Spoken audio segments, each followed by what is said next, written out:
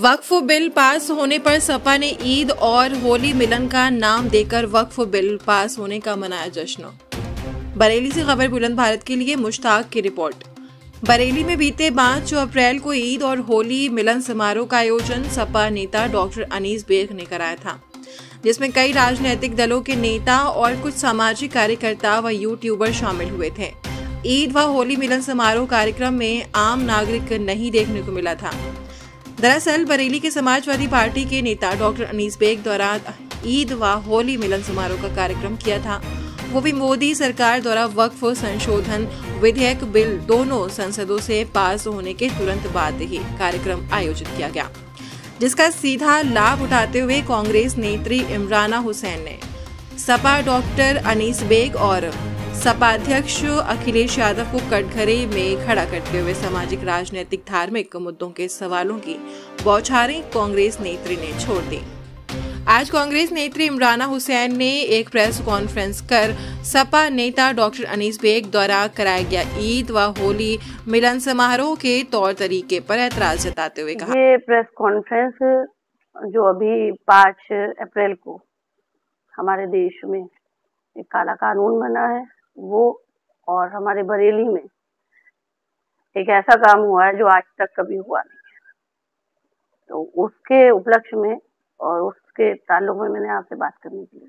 जैसे कि सब लोग जानते हैं कि हिंदुस्तान में जब से मोदी सरकार आई है तब से हर चुनाव में अल्पसंख्यक को निशाने पे लिया गया है और किसी न किसी तहत कानून में बदलाव किया गया है। कहा यह गया है कि अल्पसंख्यक का फायदा होगा, जबकि उसके एवज में अल्पसंख्यक का नुकसान ही हुआ है। वक्फ बोर्ड को लेके कि वक्फ बोर्ड में हम संशोधन कर रहे हैं और आधी रात को कानून बना दिया गया है। जिस दिन ये कानून बना है हमारे बरेली में एक कार्यक्रम हुआ है। ये कानून हिंदुस्तान के संविधान के सीने में छुरी की तरह है, क्योंकि हमारे फंडामेंटल राइट्स को चैलेंज किया गया है, उन्हें नेस्तनाबूद किया गया है, संविधान को बदलने की तैयारी की गई है। हिंदुस्तान का अल्पसंख्यक वो अल्पसंख्यक जो 1947 के वक्त चाहता तो चला जाता, पर उस वक्त के लीडरान सरदार वल्लभ भाई पटेल साहब ने जब जाते हुए लोगों से कहा था कि मैं हूं तुम्हारी हिफाजत के लिए, ये तुम्हारा घर है, ये उतना ही तुम्हारा है जितना मेरा है और तुम्हारी रक्षा मैं करूंगा।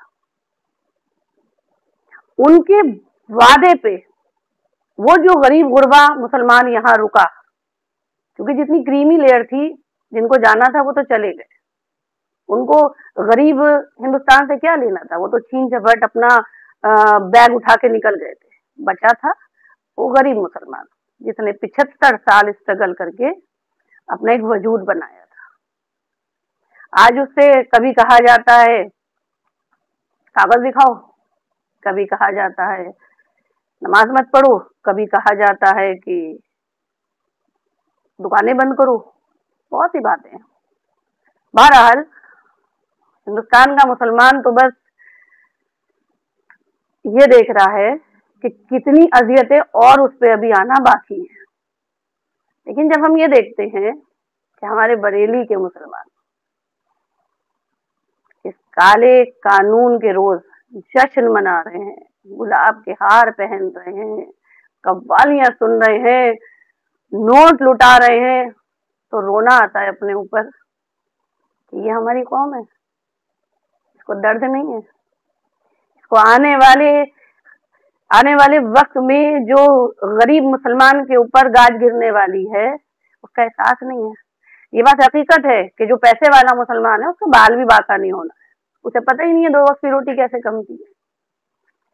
शाही में मुहर्रम के जुलूस में झगड़ा हुआ और झगड़े में क्या हुआ, 2 माओं का नुकसान हुआ, एक का बेटा चला गया और एक के बेटे जेल में।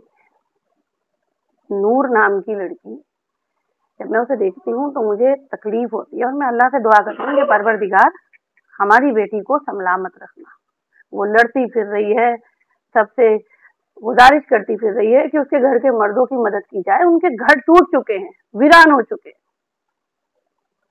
ये जो वक्फ बोर्ड का जो बिल पास हो रहा है, ये बिल की आड़ में जो निशाना बनेंगे, जो बुलडोजर चलेंगे, वो इस तरीके की ना जानी कितनी बेटियों को वीरान कर देंगे, लेकिन उनकी फिक्र नहीं है। डॉक्टर अनीस बेग कव्वालियां गा रहे हैं, पैसे लुटा रहे हैं। हकीकत बात है, बरेली के इतिहास में आज तक कभी ऐसा नंगापन नहीं हुआ है जो डॉक्टर अनीस बेग ने करा है। आप बरेली की एक शख्सियत हैं, आप पढ़े लिखे डॉक्टर हैं, आप अल्पसंख्यक समुदाय से आते हैं, आपसे हम सबको बहुत उम्मीदें हैं, लेकिन अब हमें लगता है हमें गलत इंसान से उम्मीद है। 4 सवाल आपके माध्यम से, और इसका जवाब उन्हें देना पड़ेगा आप ही लोग के माध्यम से। अगर ये गंगा जमुनी तहजीब थी, ये किस मुल्क की गंगा जमुनी तहजीब थी? पाकिस्तान की, अफगानिस्तान की, नेपाल की, भूटान की, श्रीलंका की या हिंदुस्तान की? और अगर हिंदुस्तान की थी तो उस महफिल में हिंदुस्तान का वो बदनसीबा क्यों नहीं था? नफरत है क्या आपको हिंदुस्तान के झंडे से, या आपको बर्दाश्त नहीं होता? मौजूदा दौर के जिन्ना है क्या आप? ये आरएसएस से फंडिंग मिल रही है आपको? ये जो कार्यक्रम आप कर रहे हैं, इसमें लाखों रुपया आप उड़ा रहे हैं, और वो तमाम 1,500 मुसलमान जिन्होंने शिरकत की, क्या उन्हें ये नहीं पता था कि आज ये कानून बन गया है?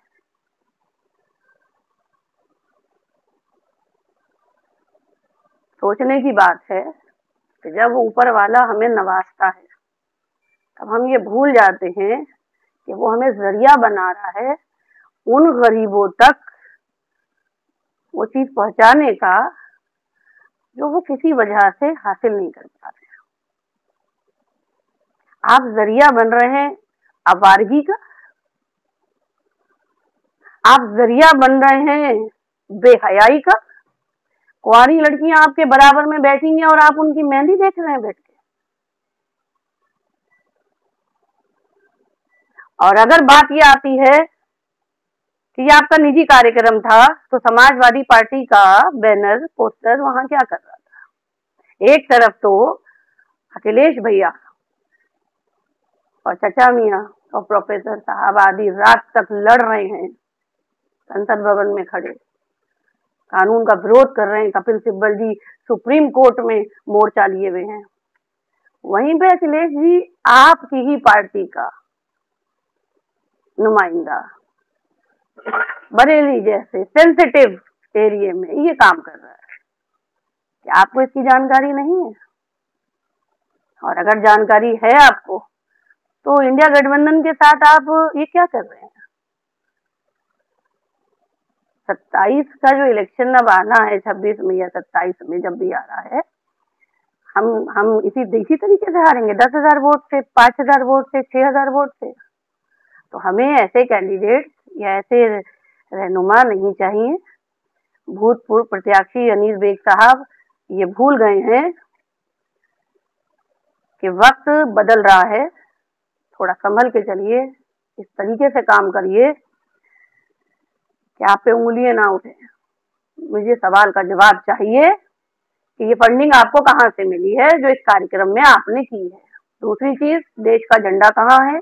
अगर ये हिंदुस्तान की गंगा जमुनी तहजीब आपने दिखाई है, तो देश के झंडे को आपने इस लायक नहीं समझा। आपकी समाजवादी पार्टी हिंदुस्तान से ऊपर हो गई। समाजवादी पार्टी का बैनर सेंटर में रखा है, सब जगह अखिलेश यादव जी के सबके फोटो लगे हैं, लेकिन देश के झंडे की मेरा भारत महान कहीं नहीं लिखा है। कौन से देश की रहनुमाई कर रहे है? अनीस बेग साहब इस दौर के जिन्ना हैं। अनीस बेग साहब, डॉक्टर अनीस बेग, भूतपूर्व प्रत्याशी समाजवादी पार्टी 125 विधानसभा, आज के दौर के जिन्ना बने हैं। हिंदुस्तान के मुसलमान को दो फड़ में बांटा है, अमीर और गरीब। क्योंकि अगर उन्हें गरीबों का एहसास होता तो मुझे लगता है कि शायद जो एक खाने की रस्म थी वो खाने की रस्म कर देते और उसके बाद उस तकलीफ को महसूस करते।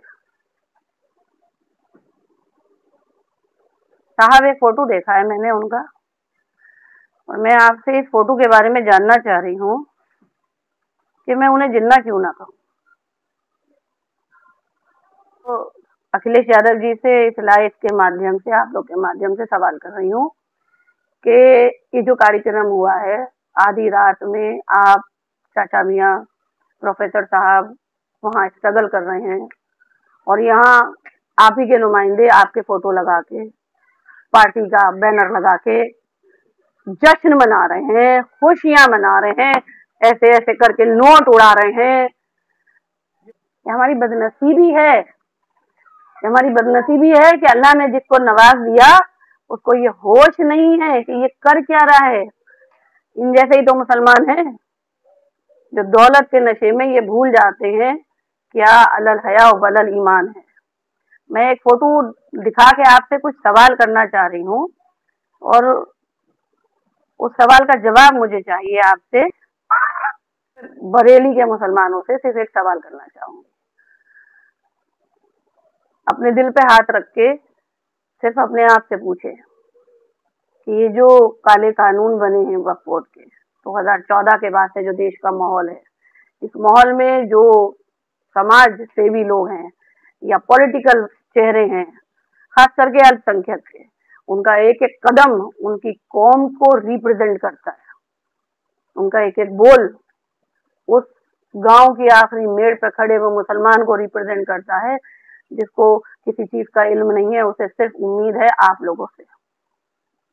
आप खुशी में इतने चूर हो चुके हैं कि आपको कुछ दिखाई नहीं दे रहा है, कुछ आपको समझ में नहीं आ रहा है, आपको गरीब की तकलीफ समझ में नहीं आ रही है, आप संविधान के ऊपर जो हमला हो रहा है वो आपको दिखाई नहीं दे रहा है। आप अपनी दौलत के नशे में इतने माऊफ हो चुके हैं कि आप मर्दों को चूम रहे हैं खड़े हुए। मैं सिर्फ इतना कहना चाहूंगी कि उनकी जो बेगम है वो माशाल्लाह से बहुत कायदे की औरत है और मैं उन्हें बहुत पसंद करती हूँ। ये उनकी जिम्मेदारी थी, ये उनकी जिम्मेदारी थी। उन्हें ये छोटी छोटी चीजों का ख्याल रखना चाहिए था कि अगर वो कोई कार्यक्रम कर भी रही हैं तो उस कार्यक्रम से कौम के ऊपर आवाज ना उठे। सूफीज्म की महफिल सजाई गई थी तो खानिका न्याज़िया में क्यों नहीं सजी? बरेली का सबसे बड़ा मरकज है सूफीज्म का, हिंदू मुस्लिम गठबंधन की मिसाल है। मुहर्रम होते हैं, चरागा होता है, ईद, दिवाली, होली, हर वक्त का जश्न वहां मनता है। अगर बात सिर्फ सूफीज्म की थी, लोफरपंथी की नहीं थी, छिछोरेपन की नहीं थी, तो ये कार्यक्रम वहां होना चाहिए था। इतना कहना चाहूंगी कि आप किसी को रिप्रेजेंट कर रहे हैं। आप जब सामाजिक पटल पे खड़े हैं जहाँ पे पूरा समाज है तो वहां पे छोटी छोटी बातों का बहुत ध्यान रखना है, क्योंकि आपने नहीं रखा। नशे में चूर होके वो काम कर रहे हैं जो आरएसएस के लोगों की हरकतें। आप नोटों के हार पहना रहे हैं, गुलाब के हार पहना रहे हैं लोगों को, उस रोज जिस रोज अल्पसंख्यक मातम मना रहा है, डर गया है कि हमारे देश का गैर मुस्लिम पता नहीं मेरे साथ क्या कर देगा। इस काले कानून के बाद एक शक बैठ गया है। के लिए खड़गे जी से अपील करूंगी कि खड़गे जी आप लोग बहुत मेहनत कर रहे हैं, अखिलेश जी आप बहुत मेहनत कर रहे हैं, लेकिन अगर जमीनी स्तर पे आप इन लोगों को इंस्ट्रक्शंस नहीं देंगे, इन लोगों पे नजर नहीं रखेंगे, तो आने वाले इलेक्शन में हम फिर 5,000 वोट, 6,000 वोट और 60,000 वोट से हारेंगे, क्योंकि हमारे बीच आरएसएस ने सेंध लगा दी है।